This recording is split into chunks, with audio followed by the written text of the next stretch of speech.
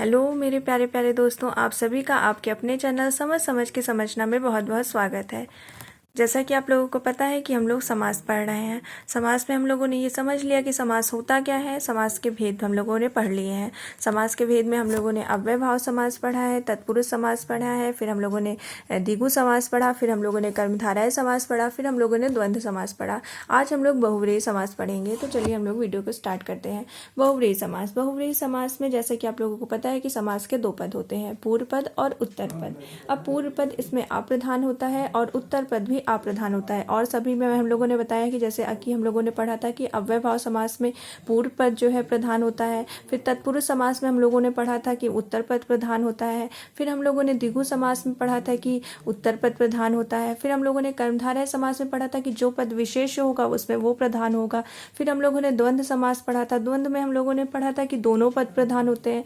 वैसे ही बहुव्रीहि समास में दोनों पद अप्रधान होता है और इसमें जो है दोनों पद अप्रधान होते हैं और इसमें दोनों शब्द मिल करके एक नया अर्थ प्रकट करते हैं। अगर ये पूर्व पद और उत्तर पद दोनों जब मिलेंगे, मिल करके एक नया अर्थ प्रकट करते हैं कि जिसके बारे में हम सिर्फ एक के बारे में जानेंगे। हमें हमेशा जो है कर्मधारय समास और द्विगु समास में कंफ्यूजन होती है, लेकिन कर्मधारय में क्या है कि कर्मधारय में एक विशेष्य होगा और एक संज्ञा होती है और उसमें हम जो है एक विशेष्य के बारे में बात नहीं की जाती वहां पे।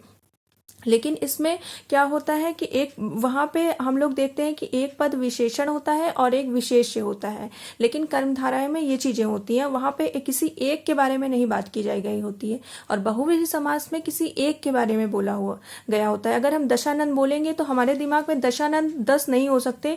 दशानंद सिर्फ हम रावण को कहेंगे, इसके अलावा हम किसी को नहीं कहेंगे। चक्रधर हम सिर्फ विष्णु जी को कहेंगे, इसके अलावा हम किसी को नहीं कहेंगे। तो इसमें सिर्फ किसी एक विशेष का बोध होता है और कर्मधारय समास में विशेष वो होता है, विशेषण होता है और विशेष होता है। वो किसी के बारे में भी बता सकता है, लेकिन आपको कहीं पे विशेष किसी संज्ञा की कहीं विशेषता बताई गई हो वहां पे कर्मधारय समास होता है। किसी भी संज्ञा की अगर विशेषता बताई गई है तो वहां पे जो है राजपुत्र, राजा का पुत्र, यहाँ पे जैसे कर्मधारय समास है कि यहाँ पे राजा का पुत्र, किसी भी राजा का पुत्र यहाँ पे। लेकिन अगर दशानंद बोल दिया गया तो 10 मुख वाला अर्थात रावण, सिर्फ अगर दशानंद बोला गया है तो सिर्फ रावण के बारे में बात की गई है। तो चलिए हम लोग उदाहरण से समझते हैं। जैसे यहाँ पे दशानंद लिखा गया है, 10 मुख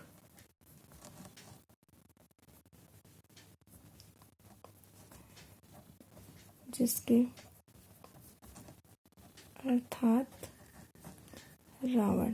ठीक, 10 मुख हैं जिनके अर्थात रावण। यहाँ पे किसकी बात की गई है कि यहाँ रावण की बात की गई है। चक्रधर, चक्र को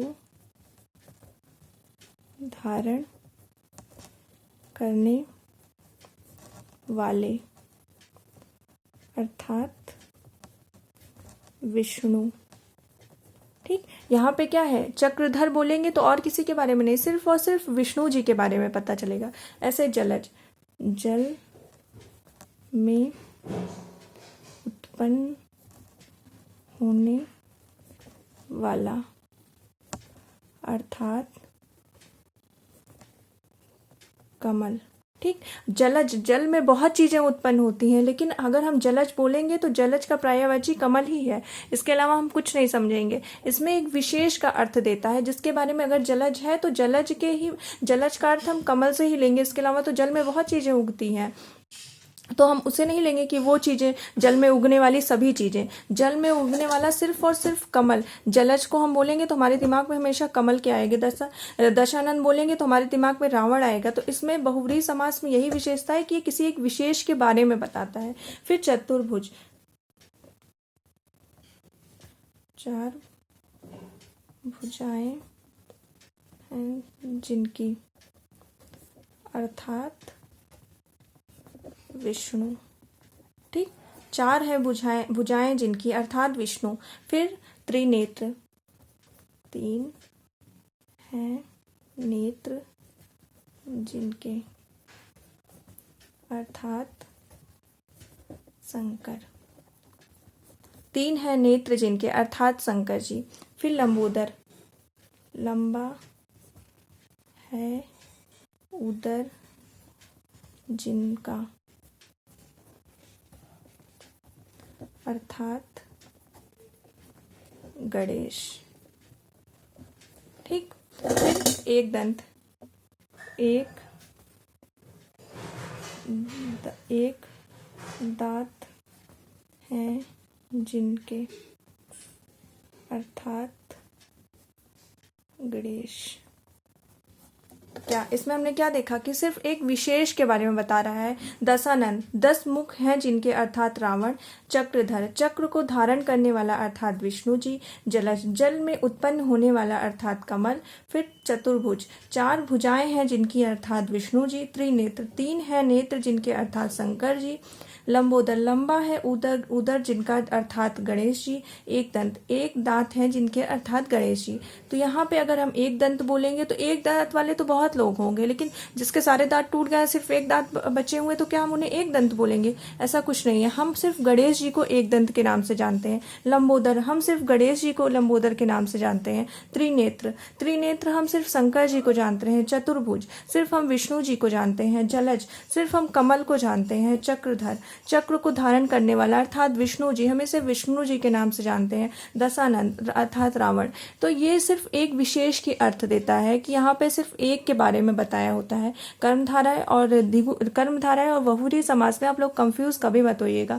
उसमें किसी संज्ञा की विशेषता बताई गई होती है या फिर किसी विशेष और संज्ञा आप लोगों को, जैसा कि हमने पहले वीडियो में बताया था कि संज्ञा और विशेष एक ही होता है।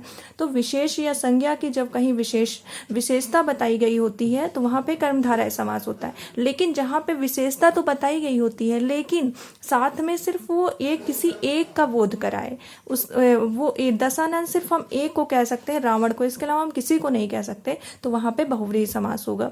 तो अगर आपको वीडियो अच्छा लगा हो तो लाइक करिएगा, शेयर करिएगा एंड चैनल को सब्सक्राइब करिएगा। हाँ, अगर आपको कोई कंफ्यूजन हो तो आप कमेंट पे जरूर पूछ सकते हैं।